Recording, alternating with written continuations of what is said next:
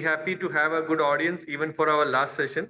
We are sure we have had a good use for all the parents who have attended all our sessions, and sure all of them are recorded and you can go through them in the later half also.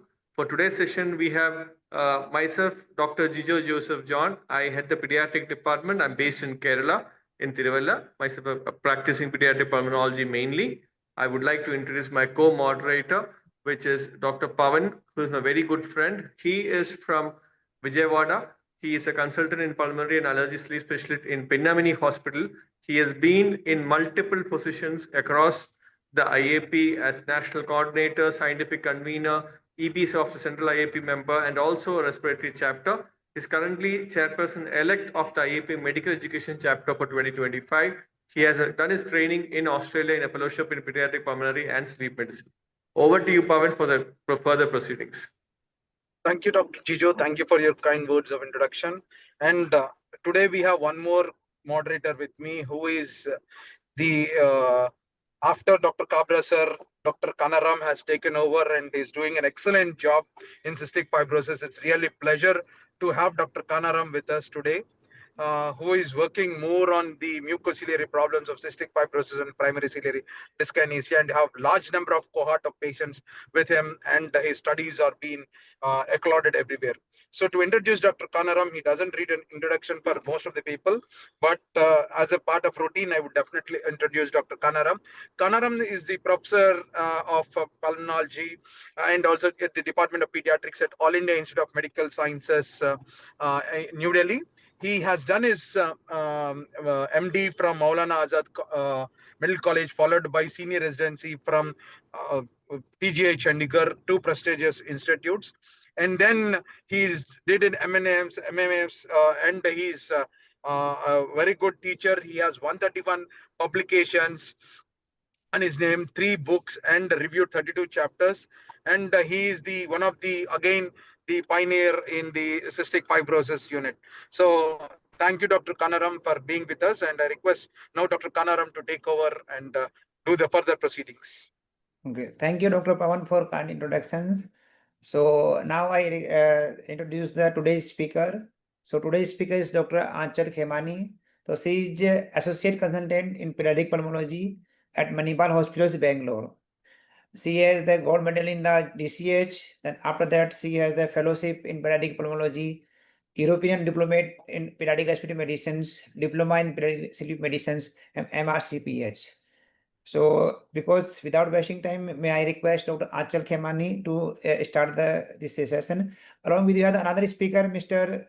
Prasanna Shirol, who is the co-founder and executive director for this ORDI of India, Organization for Rare Disease in India. So, may I request Dr. Aanchal to start the session. Thank you so much, sir, for that kind introduction. Without wasting further time, I'll just share my screen.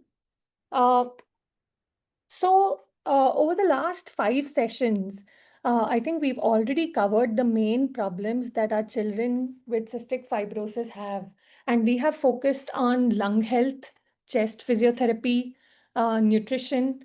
And the last session by my colleague was on how we can diagnose cystic fibrosis, how we can investigate and keep monitoring so that we can catch certain problems in an earlier stage. However, today's topic is going to cover a very interesting cohort, which is mainly our teenagers and adolescents who are growing up with cystic fibrosis, how we can empower them and help them for independence and health. So why must we focus on these adolescents as a separate entity altogether? We all know that, in the pre-adolescent and the adolescent stage, the children are going through huge changes in their bodies. Their bodies are changing. They're going through growth spurts. They're having puberty changes, because of which they need increased nutrition and they need more support. Apart from that, they're also growing emotionally and they are having identity issues. They seek more independence. They want to be more involved with their friends, and they just have more exposure to a lot of things growing up. Apart from that, medically, there are a few CF-related conditions which may emerge or become more apparent during this phase of life. And also, I think with the access to the internet, with Google, their understanding of this condition increases. And they also want to start planning their future and start getting anxious about their health and future, which is why we've kept a separate talk to focus on just our adolescents and teenagers growing up with cystic fibrosis. So we will first cover the 4 medical issues that plague our teenagers with cystic fibrosis. Them being cystic fibrosis related diabetes, CF related bone disease, CF related liver disease, and finally puberty and fertility. So starting with CF related diabetes, so, what exactly happens in CF related diabetes? Why do our children with cystic fibrosis have an increased risk of developing diabetes? I think in the previous sessions, up until now, we have all got a clear understanding that the main problem in cystic fibrosis is with the CFTR gene, which regulates certain CFTR channels. When these channels are not functioning properly or correctly, there is a difficulty in maintaining our secretions. These secretions become thick, be it in the lung, be it in the pancreas, or be it in certain other organs. So the pancreas then struggle to produce enough amount of insulin, which is the main substance which is needed to regulate our blood sugars and carbohydrates which we take in. This condition is known to affect 20% of our teenagers with cystic fibrosis. However, I want everyone to know that by the time our children hit the age of 30 years, almost half of them may be suffering from CF related diabetes. So, what do we need to be aware of? How can we help our children in picking this up earlier? How can we be a bit more sensitized in recognizing the symptoms and signs of diabetes in children with cystic fibrosis? We need to watch for symptoms of increased thirst or increased urination. They may always feel fatigued or be low on energy. Despite having a good appetite and giving the appropriate dose of creon, as mentioned in the nutrition lecture, you still notice a poor growth, there's a poor weight gain, and there's a slower trajectory of the growth that is being followed. If at all these children develop chest infections, these infections are more stubborn, they are recurrent, and they are persisting. And you tend to see that they have a declining lung function when and if a lung function test is done serially.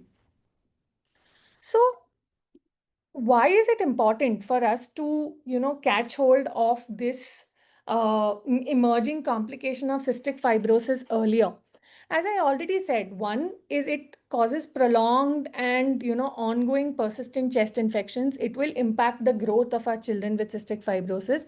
But having said this, in our cohort of children with CF, the other complications that diabetes has in even healthy children would be something we need to watch out for. So having diabetes can cause certain eye complications, it can cause certain kidney issues, it can affect our nerves, and overall it cause an increased risk of heart disease, which is why it is really important to monitor and catch this problem earlier.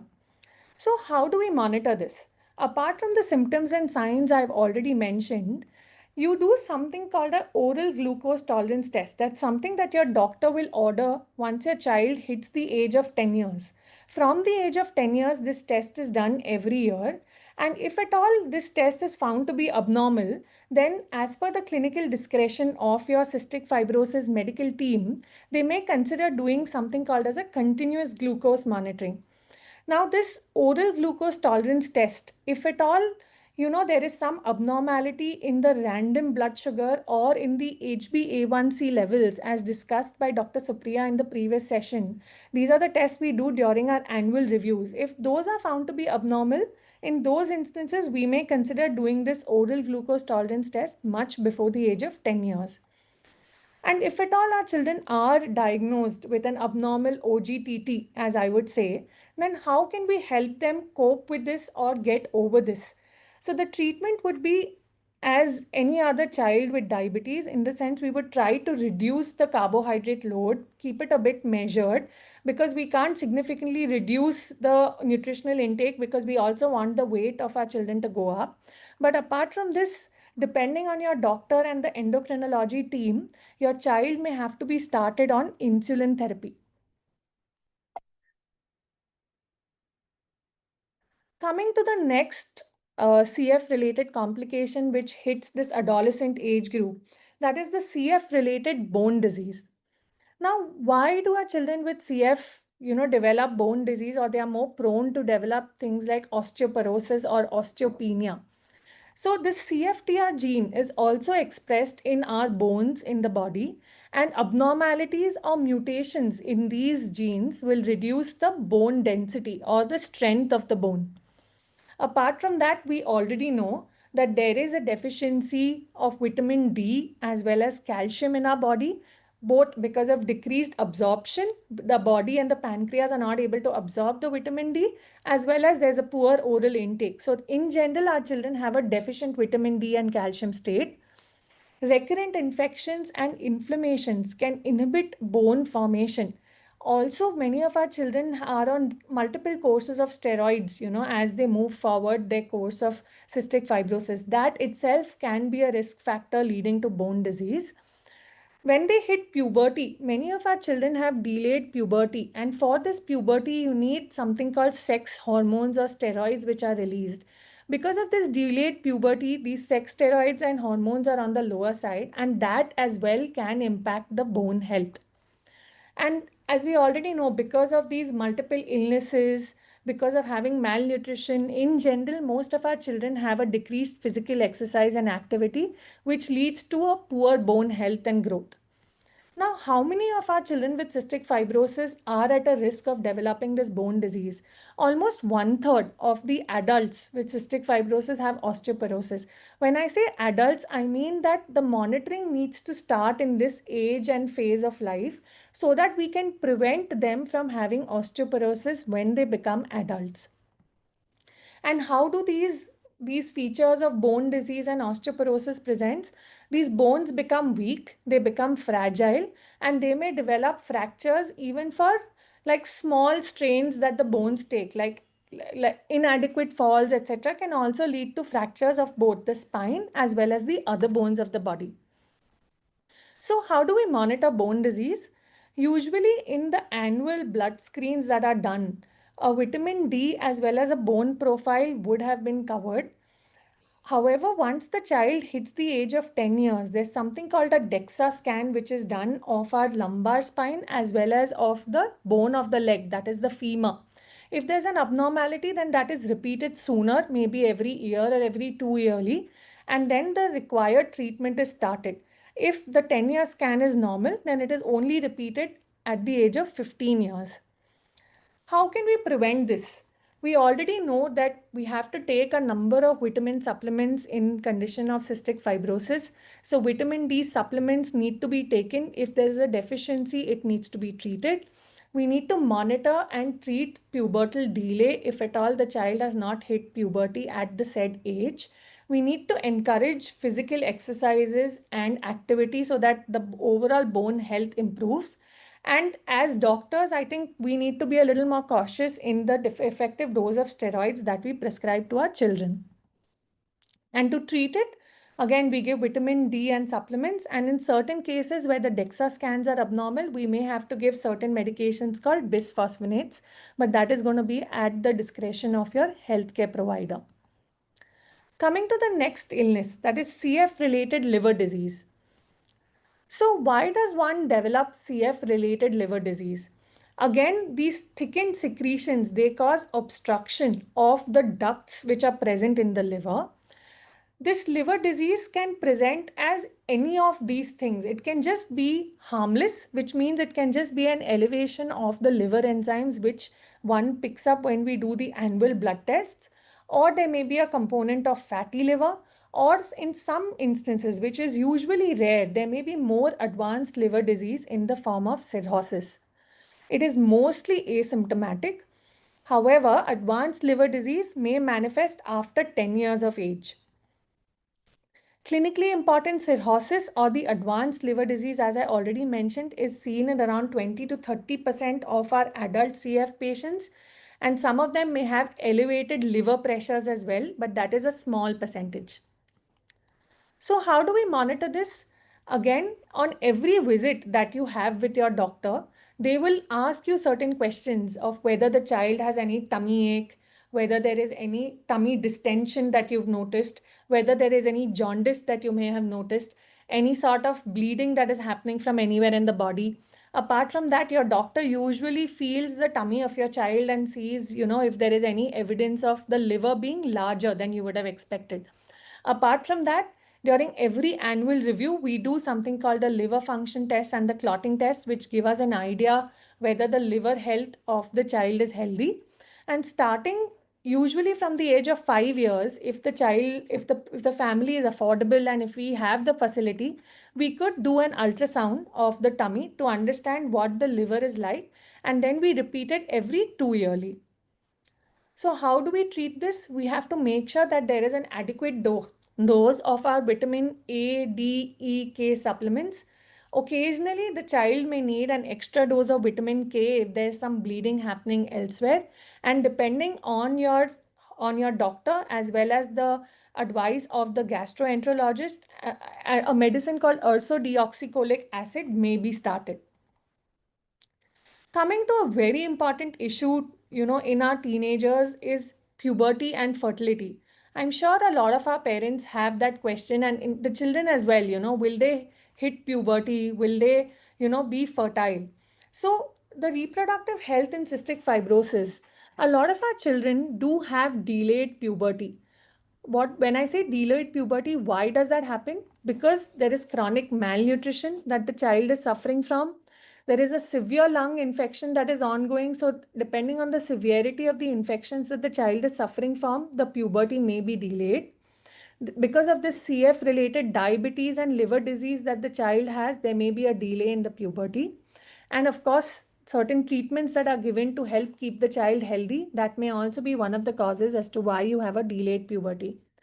Out here, I would like to mention that the hormone release, which helps in puberty or causes puberty, is usually normal in both boys as well as girls. So that is not a problem. However, this hormone release may be a bit delayed because of these 4 reasons that I've just mentioned. So how is reproduction and fertility affected in children with cystic fibrosis? So in our male children with cystic fibrosis, sexual performance is usually unaffected. The sperm production is also present. However, there is something called as a vas deferens, which is a duct which transports these sperms from the testes, and that may be absent congenitally or it may be defective. Because of this primary reason, there is a high percentage of infertility which is seen in boys with cystic fibrosis. However, I would like to mention that with the current advances in healthcare, there are a lot of IVF techniques and assisted reproductive techniques that can be used to help our boy children with CF conceive. When it comes to females, they are mostly fertile. They usually are able to, reach a stage of pregnancy. However, they may have some trouble in conceiving. This may be again because of the thick cervical secretions that they have, as well as certain irregularities in their menstruation or periods. So that may be a reason for a bit of a delay in the fertility. But usually females are able to conceive and, go ahead and have babies if they are in good health. So I've already covered these 4 things, but I think there's clearly a missing block in the middle, and that would be mental health and emotional support. I think this is one aspect which is often overlooked in our Indian healthcare scenario. And I think that is one place where, we need to be a little more open. We need to talk a bit more and help not only our teenagers, but also our families who are dealing with children with cystic fibrosis. So why is this mental health and emotional support important in the teenage group? Because anyway, when even a healthy child reaches this pre-adolescent or adolescent age group, they usually are lost. They have an identity crisis. They seek some independence, and they just have like a lot of anxieties and worries about their careers. Their understanding in general goes high. So our children and adolescents with cystic fibrosis, they particularly apart from these usual issues that our children are suffering from, they also suffer from a high treatment burden. When I say treatment burden, what do I mean? We all know that to keep our children healthy, the one with cystic fibrosis, we have to give a number of medications in the morning as well as in the night, daily, almost lifelong. We have to make sure we are doing regular chest physiotherapy along with nebulizations. We have to make sure that with every meal, we are taking our creon well. So this causes a lot of treatment burden on the children, right? They are unable to divide their time well between, the time they want to spend with their friends, doing their hobbies, going to school, studying, etc., as well as their CF care. Like in the morning, even in general, children usually are always running late to school, etc. In that, if we tell them to spend 20-25 minutes in taking their medications, doing their physiotherapy, doing their nebulizations, it gets very challenging for them. So in that case, this builds frustration, it builds resentment, and eventually it may build burnout, where the teenager is like, that's it, I'm done. I don't want to get any more treatment. I don't want to get any more medications. So this may be an impact that one of our adolescents with CF have. Apart from that, they become very body conscious, very image conscious. They're beginning to go to school, they're interacting with peers. They feel like they're looking a bit different than their friends and their, the same age children. They're slightly shorter, they may be slightly slimmer and weaker in general as compared to the peers. They may have certain scars on their hands from, repeated hospital admissions, repeated IV cannulas. So that causes a feeling of being alone, being different, and they kind of withdraw into a shell. They don't want to interact with people. They go into isolation and they find going to school really challenging. Of course, with all of our cystic fibrosis children, there have been multiple days where there have been school absenteeisms. They have not managed to go to school. They have missed out on tests, on exams. Because of that, they lose out on, important friendships that they are developing because there are long absence from the school period. They feel lost when they go back to school. They're unable to cope with the academic stress that comes along with whatever grade they're studying in. That's the third thing that these children, with cystic fibrosis suffer from. And lastly, we must not forget the families, which is, the parents who are equally stressed, equally strained because they have to, put in so much time, effort, and really dedicate themselves to care for children with cystic fibrosis. In some cases, the siblings of children with cystic fibrosis may feel neglected because the parent's attention is mostly on the child with cystic fibrosis. And overall, this may cause a lot of disharmony in the family. It may cause, a feeling of not being content. And I think the families need a lot of emotional support moving forward. So when do we need to seek help? If the child is refusing all sorts of treatment and medications, if there is a feeling of persistent sadness, anger, or withdrawal in the child, if there is a decline in the school performance and there is a relationship strain, and if there's a thoughts of hopelessness and self-harm, these are very obvious red flags where we would hope that the parents come forward and let us know about it. Even if these things are not there, I think despite none of these red flags being there, our parents need to come forward and speak more openly about cystic fibrosis with their children. Also, as healthcare providers, we need to be a little more aware that this is something that the kids and the families need support in and need to help our families with it. So how can we as parents help? You need to talk more openly with your child about his or her feelings, what they are going through, what is running through their mind. We need to empower them in rational decision making with regards to their health. I think they are at an age where they begin to understand what they are suffering from.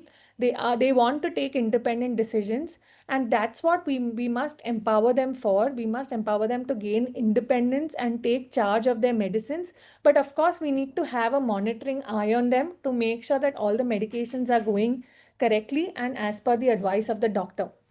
Please reach out for professional help.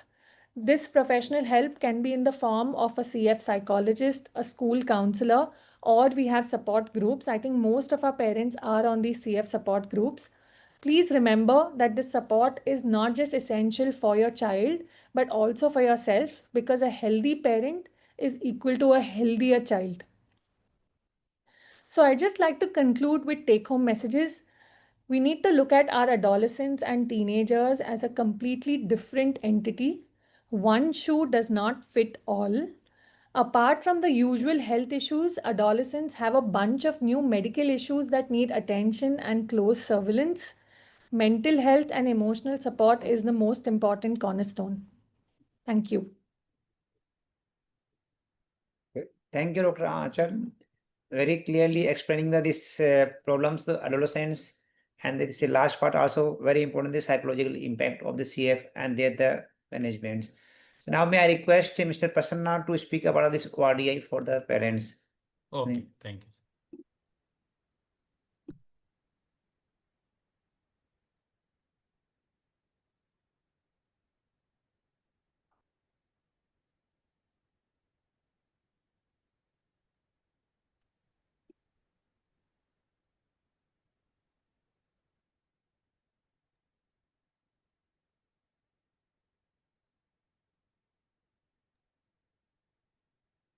Are you able to see my screen? Yes. Yes, sir. Please. Yes. Okay. Good evening, Dr. Khan, for introducing me. Good evening, all the parents. I am Prasanna Shirol, co-founder and executive director of ORDI. I am here with my team member Madan and Chetna, who supports all the patients on day to day. I'm also a parent like all of you. My daughter diagnosed with Pompe, who happens to be first patient in the country.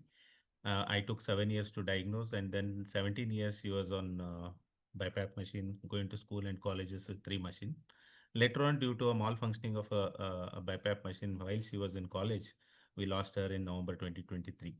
So this is a journey made me to leave the job and then start ORDI along with others. ORDI started officially in 2014, while the advocacy started in 2007. It's basically with a vision to make the life of people with rare diseases better and better, and add value wherever we want, bringing the hope, dignity, and support. So in last 11 years, what ORDI does is we do advocacy. That is how the treatment for rare diseases started first time in Karnataka, while nobody believed that rare disease can be treated, and then national rare disease policy through judgment. So we are a lead advocacy organization. Then we work on awareness, mass awareness, where everybody is aware about the rare diseases and the voice reaches to all the stakeholders and especially medical fraternity. And we do one yearly program called Race for Seven, which is a marathon or a running, walk or run. Happens on last Sunday of February. This year we conducted in 10 cities, while we started one city in 2016. Then like this webinars and other things, we keep doing it both for medical fraternity and also for the patients. And treatment, we started exclusive daycare ward in Indira Gandhi Institute of Child Health. From last 10 years is working, and we conduct camps and other things. Patient support, whatever required for patients, we keep doing it, because we have a helpline we started 10 years back, and we keep receiving the calls, BiPAP machine, oxygen concentrator, medical devices, whatnot. And also we help in identifying clinical trial if it is there in anywhere in the world, and try to add. And apart from that, we work on encouraging research and development activity, work with patient advocacy group, and also we are a member of all the global institution. So this is the a brief overview what I have been doing last 10 years. If you look at all these are consistent, and like helpline is from 11 years, race for 7, 10 years, and the ward is actually 9 years now. We also run an exclusive pediatric muscle and nerve clinic in Baptist, especially for SMD, SMA and DMD, and rare info series which started recently. But earlier it was in a different format. We kept on doing more than 200 webinars. Then we also recognize rare volunteers called the Rare Star Awards every year. In this, the best patients in each category, medical fraternity, new startup, scientists, everybody's are recognized. And very recently, we started Save My Life, which is a crowdfunding platform. This is basically patients who want to raise small funds on their own. They can use this platform, because currently the private player platform cost is very high, and they don't support the smaller amount. It could be 50,000, 1 lakh rupees. It will help you to do. So now coming back to the policy, for National Policy for Rare Diseases (NPRD) 2021, which is started in 21. Currently, it is being distributed in 15 COE Center of Excellence for Rare Diseases. Started with 8, now we have 15. So what are the main features of rare disease policy? The policy is divided into 3 groups: Group 1, Group 2, Group 3, and there is a one-time amount of 50 lakh rupees per patient for all rare diseases. And the beauty of this is irrespective of the economic background, everybody can avail, unlike other patient group, patient category. And when it comes to cystic fibrosis, uh, uh, group 1 is different, that is basically for BMTs, stem cell therapies. Under group 2, B, fourth is a cystic fibrosis, which is allowed, already included in the condition, included in the policy, pancreatic enzyme supplements. Then again in group 3, the long-term and the costlier treatments like DNAs for cystic fibrosis, then potentiators, under group 3, 3A and 3B, both are included. Through 3A, 3B, I think it takes some time, but enzyme supplements and other things can be started, and in fact, some of the COEs have already started. Then how you can avail is you have to go to any of the 15 COE and meet the nodal officer, then register there. There is a form available, and then they will process it. Okay, currently in some of the COEs where there are no CF patients, it may take some time for initially, but only once the patient starts going and meeting them, slowly things will improve. Currently, already some COEs are providing, but we don't know who are all taking the benefit of it, because we have not got any feedback yet. Then some of the patients and parents approaching directly COE, we also do not have information, but the COE have nodal officer has informed us saying that some patients have come and registered. But visit to COE is a must, and if you go as a group, I think it will be faster and process, because they also have their own challenges. I think we need to work as a team. In case if anybody wants, you can also take help of ORDI team. Either you send an email to info@ordindia.in or call our helpline number, where Chetna, whom most of the parents are already in touch. Now, in the meantime, thanks to Dr. Eileen and all the doctors who came together and discussed that we need to provide crayons, which is a regular medicine at a discounted price. With their help, company negotiated, and currently they are giving 42%. So last 1.5 year, we are supplying this to all patients who are registered with ORDI and approaches us, and all the doctors refer us the moment they are diagnosed with a confirmed diagnosis with CF, and there is a prescription. So this is the latest one after 5% GST reduction. Currently is at 42% discount, and we deliver it free to home across India through courier. And all the stocks are available at all the time, and service is also on working days. But support is always available whenever the patients require any clarification on this. And currently more than 200 patients are taking medicine from us. And if you look at the cost saving, 42% is a huge amount. Even if somebody takes one box of crayon 10K per month, there is a 44,000 savings, which is very, very huge. And we have patients, parents who take higher doses and other things. So this has helped significantly reduce the burden to certain extent, even when there is no rare disease policy. But now having a policy, people can go and approach take it, but while this support continues. And this is the feedback we got. Google rating is 5, and we got a good comment for all the work. And this is taken care by an inclusive pharma, which is a group company or a collaborative company of ORDI, because it has drug license and other things, and under the leadership of Sharda and Lavanya, who are the main person doing this. Thanks to them, and we have got a very good feedback, which Google review, which you can see. And apart from this, we also supply all the medicines required for everyone. Many patients take other Tobamist and other things, but currently average discount is 20% because we buy it from the distributor. So in case if all the doctors comes together and convince other companies, especially like Cipla, where a lot of demand is there, I think we can extend this service for other products, which will further reduce the financial burden on the rare disease patient. Now, apart from that, what ORDI does, as I told you, it's basically information and navigation throughout their life cycle. We have certain WhatsApp support groups, whatever required about rare disease, facts, is care navigation, personalized support. Whoever comes calls up saying that I need something. I think that's what we try to help and support or provide information or connect or navigate to the right person. And also in case they require diagnostic clinical support, and I'm sure all the doctors are being done, but in remote cases, in genetic counseling, tele and both tele or in person, we provide free of cost, and connecting the center of excellences for fast track approval referral. Because out of 15 COE, in 3 COE, our own patient navigator is placed, like AIIMS Delhi, Bangalore, and CDFD Hyderabad. So it will also help to process and meet the requirement on a faster and also easy for us to follow. Then when it comes to treatment access, apart from the drugs which are available in India, we also help them to guide import drugs like Permozyme or something. But very few patients take it because the costs are very, very high. And many people come with insurance reimbursement claim assistance and other things. We have certain parents and volunteers who are experienced in this, and we get, and also government entitlements, maybe disability card or a travel, etc., and clinical trial matching in case anyway. So anything required for the patients. Coming to financial and fundraising, through CSR and philanthropy, we keep getting certain BiPAP machine, oxygen concentrator, whatever we get, we keep providing to patients.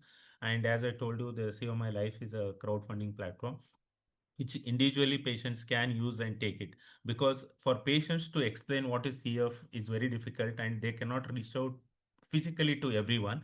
And using this social media link, they can send it to their relatives and start raising small funds, whatever required for their child. Apart from doctor already said, mental wellness or psychological family support, we also try providing that. Many times we have intervened with the schools, because many schools are not sensitized about the frequent absenteeism and why this fellow is taking leave, so many leave, why is he going to regularly to the hospital, and most importantly they also think that it can spread to the other children. So we also come in picture, try to give the letter and give them all the literature to the school management and convince, saying that this is no issues on such things. And also physiotherapy in school education, whatever requires for the patient, and we'll be able to do. Apart from that, there are certain legal right support also, basically when it comes to disability right legal, we have a lot of volunteers across India. And wherever possible, we try to connect with the patients and help them sort out any issues they have when it comes to managing their child and other things, sometime beyond that also. And as the rare info series like this, we also keep doing it both for students, community, doctors, etc. And finally, on future, while 95% of the rare disease do not have treatment, definitely there is a lot more thing need to be done. One long term is, who after me, who will take care of our parents in case something happens to the patients. So we are looking at as a future products or a support system like, ORDI homes for rare patients, which is a residential care. And because we have some patients who are working but they require a special accommodation which cannot be done in outside. Then respite care, daycare centers, comprehensive palliative care centers. These are the things which we would like to continue. And I also have a TEDx talk on who after me. In case if you get a time, you will understand. And please connect with us, philanthropy donors for this, so that we can together help all the patients who are in need when it comes. So like this, last 11 years, ORDI is providing full support, and we work with all the stakeholders. And this would not have been possible by all the stakeholders, companies, patient groups, patients, and hospitals, doctors, everything. And everyone supports us wholeheartedly. That's the reason today we are here completing 11 years. And you can contact us. I'm sure most of you know about ORDI. Anything is there, a helpline is there, a call away, and an email. That's all. Thank you, sir. any questions, I'll be happy to take. Thank you, Mr. Prasanna. So we can take now the some questions from the parents. So already we have some questions. So initially I can reply the some questions because there are related to some questions are related to AIIMS. So one is the CF drugs. So I think they are asking the eligibility of drugs. So they want to the this CFTR this modifiers. So one is the this tricapta, most commonly used drugs. These three contains. So at present, this drug is approved the children, CF children who have the mutations delta 508 either single or both mutations. And in addition to this delta 508 also, there are around 100 mutations that are eligible for these medications. So we have the list also available on the online also. They can search this list available who are eligible for this drug. And currently this is not available in India, and this manufacture of this tricapta is Vertex. So they are donating at the human grounds to in India. There are 3 centers, one in the CMC Vellore, one in the Mumbai, Dr. Pramarth, and third center is ours. They already supplied the one batch to the this CMC Vellore and this Mumbai, and we have registered 40 patients for these drugs, and in most likely in October they will provide to us also in the AIIMS India, AIIMS Delhi for this 40 patients. One query regarding the second list. So I think the all 3 centers are preparing second list also. So they are saying once the first list they have supplied the all medications, then they will start the for second list. So hopefully in the next 2-3 months the second list should be starting. So we already have the list of the around 40 patients for the second list. So we have the list ready from our side. So whenever they will ask that for second list, they will provide them. So we will take it will save the time. And regarding this, another question, though I can request that Dr. Pawan and Dr. Jijo to reply. So one question is regarding this Pulmonology, it will help the patient with pseudomonas or not. So Dr. Jijo, can you reply this question regarding this? Role of the Pulmonology when they are not getting the tricapta, I think.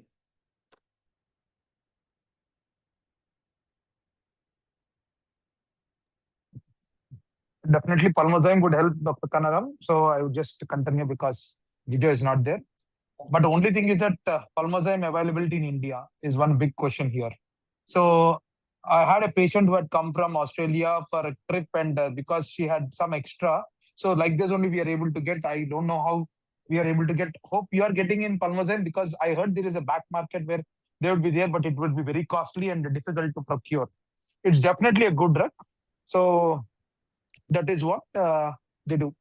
So this is my take on, and you can add on to that, Dr. Kanaram. Yes, I agree with Dr. Pawan. This drug is definitely helpful, but problem is the availability. One is available on the gray market and cost is very huge. So already we have this basic drugs like Creon, they are this affording patients, so very difficult to procure. But don't be afraid that it will cause the harm to the child not available. So whatever basic medication available, if you use them regularly, that children will do very well. So one question regarding this, how long the Vertex will continue the distribute the tricapta.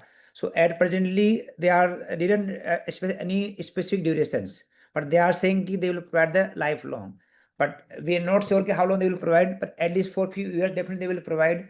And by the time we don't know if by the time India can manufacture in India also, then we can get the on the cheaper price, and even then maybe including the this rare disease policy also. That maybe in the future may be possible. And then Dr. Pawan, another question regarding this diet charts and good vitamin supplements. So what your message regarding this for the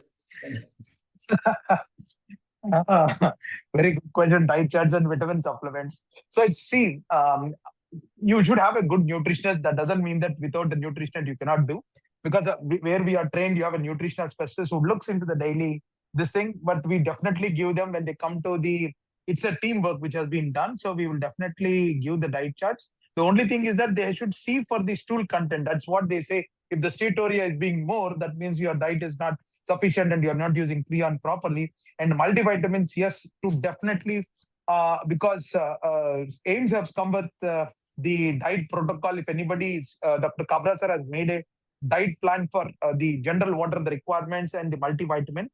To get A to Z drops per se is also difficult for one of my patients. So it's very difficult. So multivitamins also.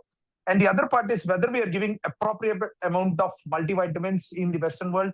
They do the multivitamin levels. We cannot afford here, so we are trying to continue with the same thing. So how do because we are only a small center where we have only few patients, but the large cohort is with Snehavarki madam is here, you are here. So how do you go about it? By you do it regularly multivitamin, because if somebody wants, if you can send the blood, will it be able to do procure and do the things? Yes, Dr. Aanchal, you want to add regarding this vitamin supplements and diet chart? Just going to unmute myself. Yeah. So as sir rightly said, I think it's very costly to send across the vitamin levels and most of our patients cannot afford it. I think Dr. Neha had already covered this session when she did the nutrition part, wherein she had given a detailed explanation of how the vitamin supplements are absolutely essential. Diet chart, yes, we can always get help with a dietitian, but the basics of the nutrition stay the same.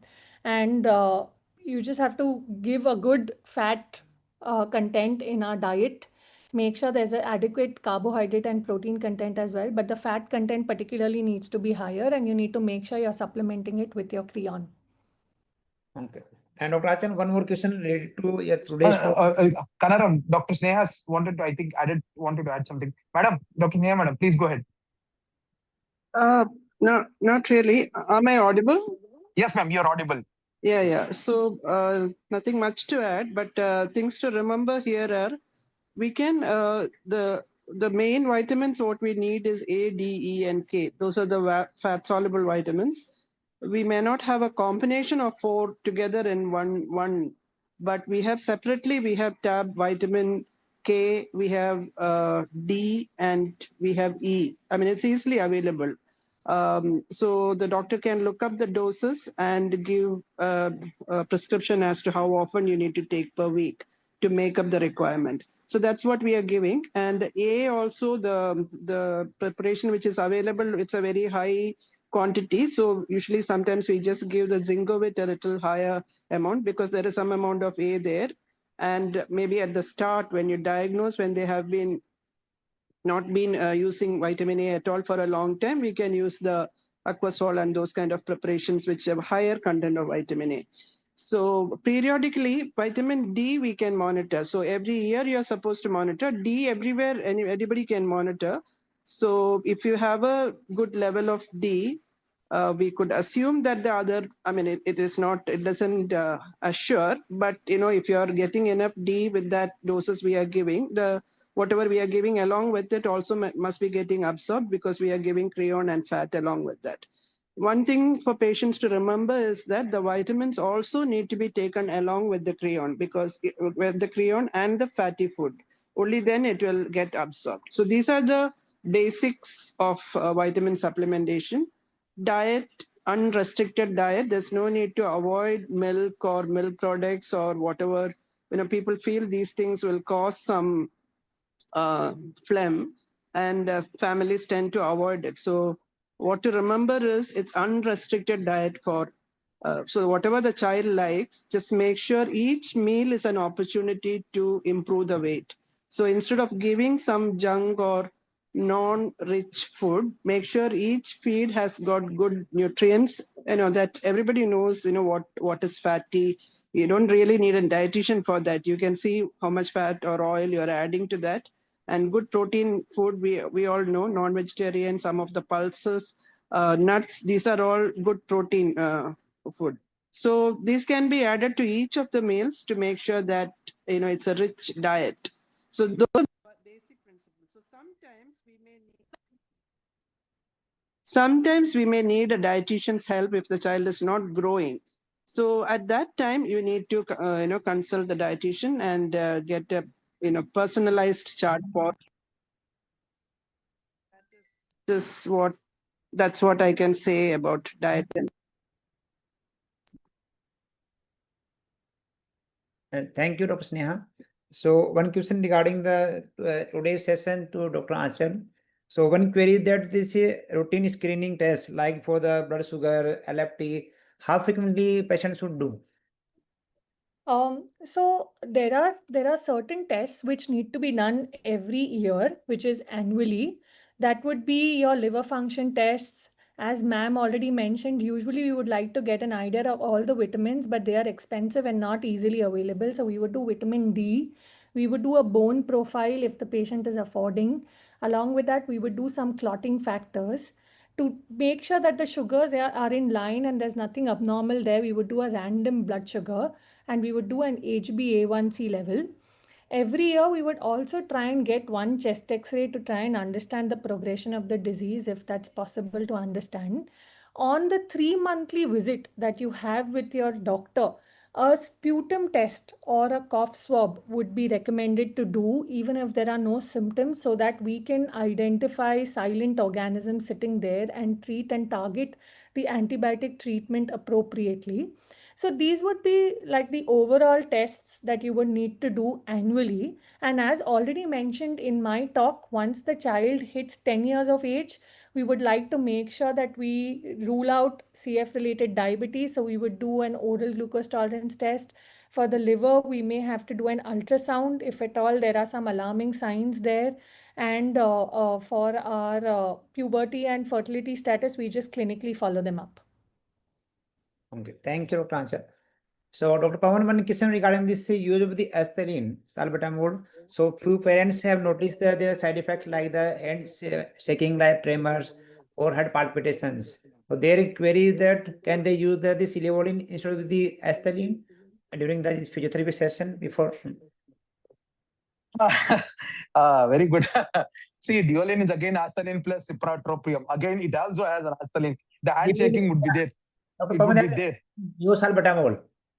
Levosol, okay. Levosol, yeah, no issue. Anything is fine. Nothing, both are the same. It's only the better version if they are having no handshake. But it is very quiet. Only it will be there for a few seconds and it goes on. The only issue that I'll tell you, because everybody starts giving levosalbutamol or salbutamol prior to physiotherapy, prior to hypertonic saline, is that the 3% hypertonic saline what we use can itself cause airway irritation. And that is the reason to prevent that we are giving this. If the child doesn't have any irritation, if they found that there is, they can also try. But if you say this becomes a gold standard rule that we will not use. So best is just give 2 puffs, nothing is going to change. Only a bit of handshake will not change. Any of the things it's fine. If the child is happy with, comfortable with levosalbutamol, yes, they can go ahead and give with levosalbutamol itself as a what you call inhalation therapy prior to your. Are they giving the nebulized form or the inhalation form? That is my question is the inhalation therapy or the nebulization therapy? They are, I think, asking for nebulization. So the best would be inhalation therapy. This should have less than what I would feel. It would be the same, but inhalation therapy is much better than the nebulization form. So I agree with Dr. Pawan. So already there in the, if you see the literature, there is no much difference between the side effects of the astaline or salbutamol, levosalbutamol.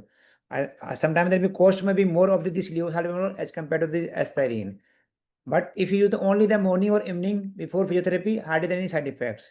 But if child requiring the more frequent because of the more cough or the more symptoms, they are using the SOS basis also. So better you consider your doctor ki why child requiring the more frequent salbutamol rather than continuing the high dosage of the salbutamol. The one question regarding this role of this yoga therapy, any other traditional medicines. So Dr. Pawan, can you regarding any experience of this? Kana, is it for me? I just lost. Yes, they're asking about this role of the yoga and any traditional therapy.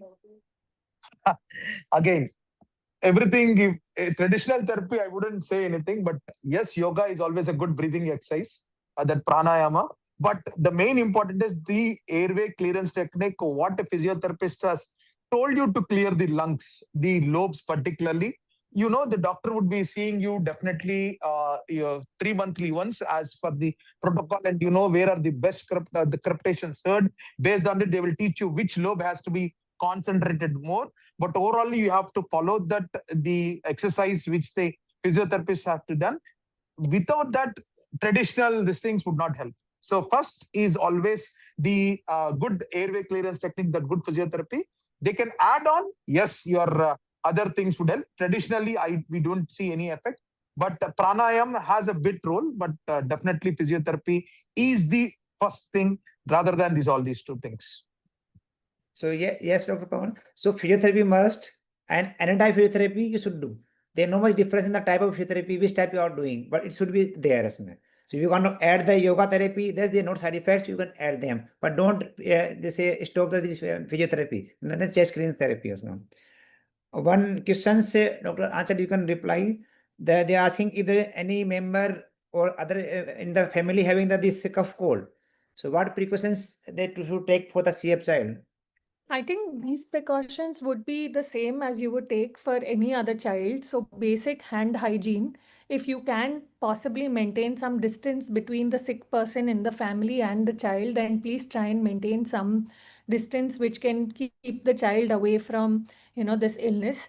I would say as soon as the child starts showing any signs of having a runny nose or, some sort of a cough, please step up your physiotherapy regime. Please continue to give a good nutritious meal and all your supplements and your nebulizations therapy as prescribed by your doctor. Apart from that, nothing really. I think that's all. One question regarding this, suppose their child is not eligible for this strike up the modulators, what they should do, what will be in futures. So their concerns are valid, but they should not lose hope. If either 10 years back, 15 years back, there was no such therapy was available. So even the future, all scientists are working on these. So even the other mutations they are left out, they are working on this. So maybe in future may find other medications. They may be useful for the all mutations type. So please don't lose hope. You will get the medicines for the other mutations also. One thing regarding this, I can ask the personal all this panelists. They are saying the medications under this rare disease policy are easily available the AIIMS but not other centers. So I'm not sure we can reply what is the problem. So Mr. Prasanna, you can reply. They are saying some are not available at other centers other than AIIMS are easily available but not other centers. Correct, sir. That's what we don't know. We don't have data who have approached and other things. But I think in a CDFT Hyderabad is also available wherever. But if it's not available, let them reach out to us and we'll start working parallel together. Why? Because unless until the patient is registered, they have to undergo a tender process within the system. So that will definitely take some time, but we don't know when the patient has approached and what is the latest status. If they reach out to us and we can start interacting with them and try to help them out. They were written especially one name of the KEM in Bombay. So KEM Bombay, I think they have registered. They are not getting the yet medicine. That's what, sir. They have not started everywhere. We, some push from our side is also required, and continuous working with the hospitals and nodal officer. I think we'll be happy to work across once we know that they have gone. Because in some of the centers they said nobody has come and approached us. So unless until we don't know, whether we don't know where the patient is from, whether he has gone, and some patients whom we discuss, no, we don't want to go to the COE. That's the question. So whoever. So before asking because we can conclude the session already 7 o'clock. So before, no, there are some more questions in the question and answer. I think I covered most of the questions. Sir, I think there are some questions in the Q&A box on the Zoom. Okay, that I should see there.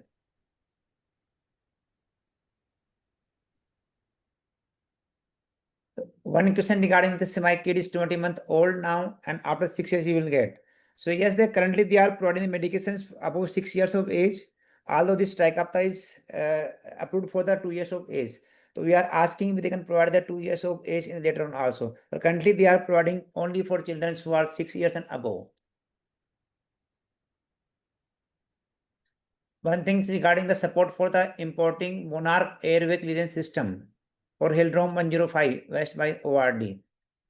So, Mr. Prasanna, can you reply this? If they can get this West therapy for this under the ORDI scheme?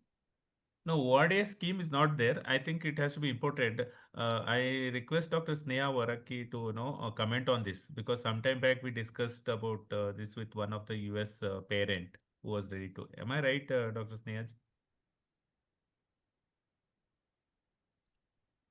I am not sure whether we can import it. Some of the parents have approached, privately to their contacts in US or some other foreign countries, and those relatives or friends there through doctors, etc., they have procured a machine, usually a used machine, and they have imported it personally. So that's how most people I know have got. And I think there was a group which was giving also. So, but then, yeah, I don't think there is a system here to organize that kind of an import, because there's no way to procure it in US. Only if we can procure there, then we can bring it across. But here in, I know in Chennai, there is a company, it was called Baxter before. Now they have, I think it's Baxter. So I have the contact number of that person who used to give that, help them to buy it, import it. Yeah, so like that, some people have imported, but as an organization, I am not aware of anybody. This is all personally buying it, which is about 4 to 5 lakhs. And the other thing some parents have faced is after using it for a couple of years, some malfunction has happened and they're not able to get it repaired. So that problem is also there. So these are some of the problems which are raised. So hand physiotherapy is good. And if you can do that, that is, permanently you can do it. Only thing is, by the time the child is move out of the house, if they are in a college and they're staying in a hostel, they may have problems. So when it comes to that level, getting a machine will be useful. But for children who are staying at home and the parents can do it, that ensures, it can be done every day and there is not going to be any problem with that. So you can concentrate on the areas which are more affected, and it is extremely effective. You just need to learn the good technique, and that you have to learn it personally from a physiotherapist or respiratory therapist who is trained in CF. So we have trained a lot of parents. We have trained doctors and other physiotherapists. So that service is available from us. They can, patients and families can come and learn from our therapists or somebody who has been taught well. So those are things which can be offered. So, Dr. Sneha, one more question for you. Just the one parent asking if their child is asymptomatic, should they should do the physiotherapy and this nebulization? Yes, absolutely. The moment the word CF diagnosis is given to you, you have to start lung treatment. If the pancreatic insufficiency is there, you must give creon or pancreatic supplements and the nutritional thing. So physiotherapy has to be done for everybody from the beginning. From the moment you have the diagnosis, you have to start it. Symptomatic or not symptomatic. Yes, so this is very important because this physiotherapy is not to treat the infections or this. It is there to prevent the infections and to keep the lungs healthy. So it should be always there. It is for the symptoms also. So I think I have got all questions.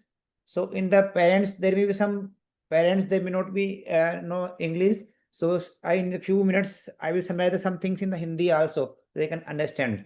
तो regarding this जो question थे आपके try का था medicine के, जो अब currently वो 6 साल के ऊपर बच्चों को दे रहे हैं, और जिसमें एक तो डेल्टा 5 म्यूटेशन हो और उसमें लिस्ट में अराउंड 100 म्यूटेशंस 100 म्यूटेशंस हैं जिसमें ये ड्रग काम करती है ट्राइकैप्टा।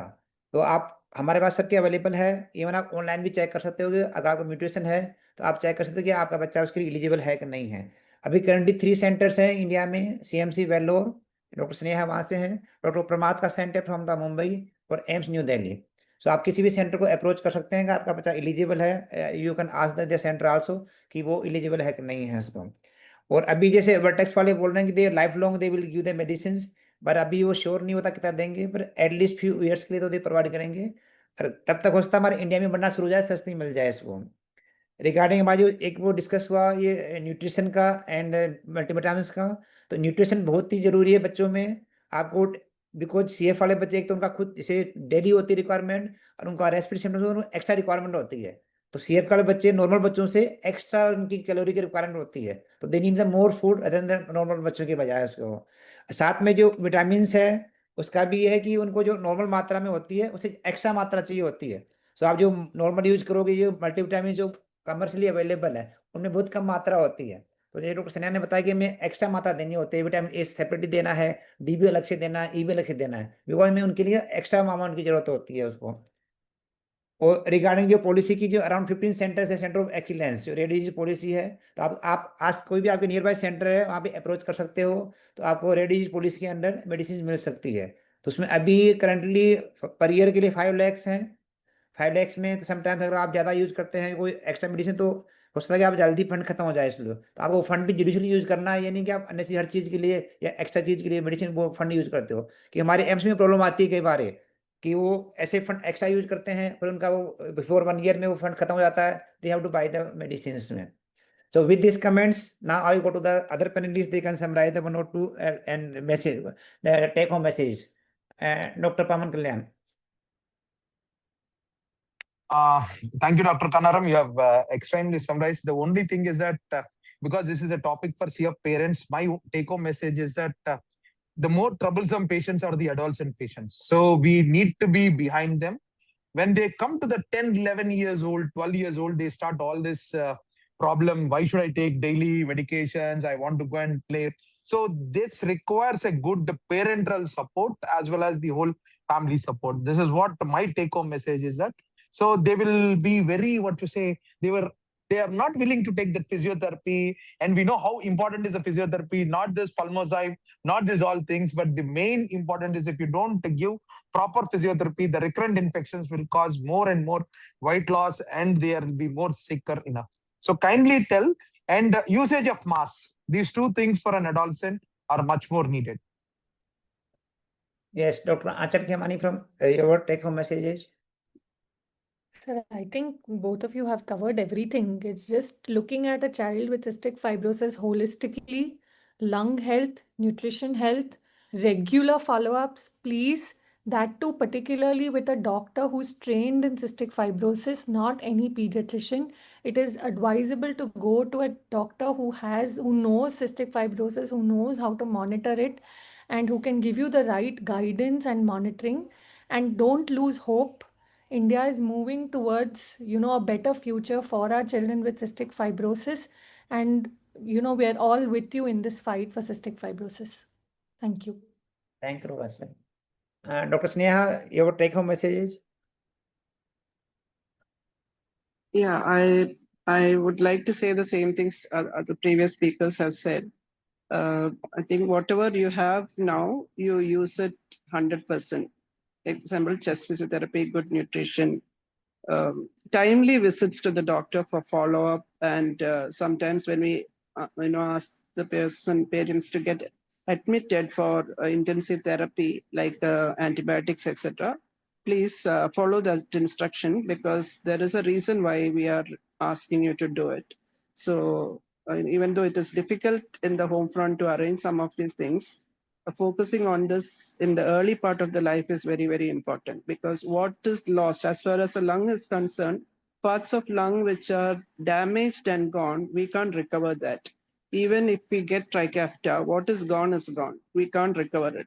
So those who have young children, those who have young babies and children, from the beginning focusing on the lung treatment is very, very important, because we have to preserve the health of the lung, so that when the medication, whether it is tricapta or some other medicine in the future when it comes, that will be fully effective for the child.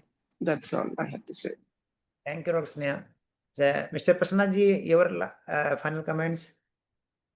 ORDI is always there to help and support rare disease patient, whatever in its capacity, and will make every effort to get that, provide smoother transition or navigation to the patient wherever it's possible. We are always there, a call away. And one more thing, all the previous version of the sessions are available on YouTube.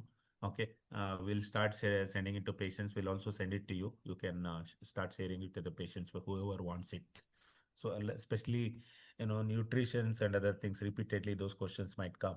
It will come handy for you because they're all now available. Thank you, Prasanna ji. So there are some more questions, but they are related to the only individual problems. So I will rather suggest that they should meet their treating pediatricians and to solve the individual problems. So with this, I think we have covered the Dr. Pawan Kalyan. Yeah, we have covered, Dr. Kanaram, everything. So should we close the session? Yeah. Sure. Okay, Mr. Mish, yeah, okay. Thank you, Dr. Sneha, madam, for your timely listening and your being a support for everybody. And Dr. Kanaram, definitely. The only thing is that we individual small pockets are really held up. So kindly provide, this is my humble suggestion, is that if any drug is coming, because sometimes we are not in that parental group, we will. So when you have, I know it's very difficult. So kindly do also share with the thing for us, so that we could send our patients to the group whenever you get a new drug trial. Definitely. Okay. Okay. Okay. Thank you, madam. Thank you, everybody. So Thank you. much. And thank you Yes, very yes. much. Yeah. Thank you all. Thank you all parents.